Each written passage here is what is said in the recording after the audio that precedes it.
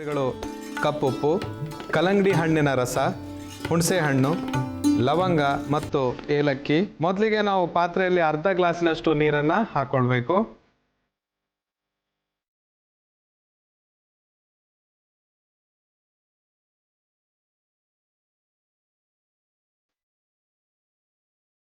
ಮೂರರಿಂದ 4 ಲವಂಗ, 2 ಏಲಕ್ಕಿ, 1/4 ಟೀ ಸ್ಪೂನಷ್ಟು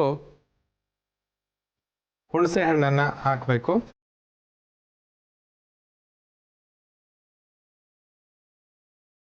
ಇದಕ್ಕೆ ಕಪ್ಪುಪ್ಪು, ಚಿಟಿಕೆಯಷ್ಟು ಕಪ್ಪುಪ್ಪನ್ನು ಬೆರೆಸಬೇಕು.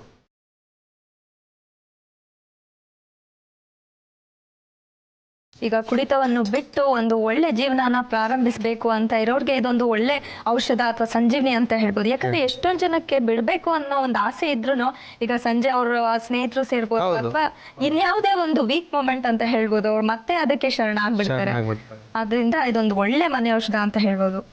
ಈಗ ಇದು ಸಿದ್ಧವಾಗಿದೆ. ಇಲ್ಲಿ ಇದನ್ನ ನಾವು ಒಂದು ಗ್ಲಾಸಿಗೆ ಹಾಕೊಳ್ಬೇಕು. ಒಂದು ಕುದಿ ಬಂದ್ರೆ ಸಾಕು.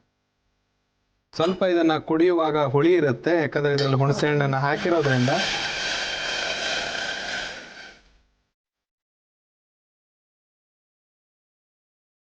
ಈಗ ಇದನ್ನ ನಾವು ಸೋಸ್ಕೊಂಡಿದೀವಿ.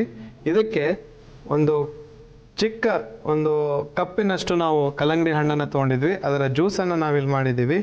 ಇದು ಬಿಸಿ ಇರುವಾಗಲೇ ಆ ಕಲ್ಲಂಗಡಿ ಹಣ್ಣಿನ ಜ್ಯೂಸನ್ನು ಅದಕ್ಕೆ ಹಾಕಬೇಕು. ನಾನು ಇದನ್ನ ಸೋಸ್ಕೊಳ್ತಾ ಇದ್ದೀನಿ, ಯಾಕಂದ್ರೆ ಕೆಲವು ಬೀಜಗಳಿರುತ್ತೆ ಅದರಲ್ಲಿ, ಆದ್ರಿಂದ. ಹಾಗೆ ಈ ಒಂದು ಕಷಾಯ ಅಥವಾ ಪೇಯನ ಯಾವಾಗ ಸೇವಿಸಬೇಕು?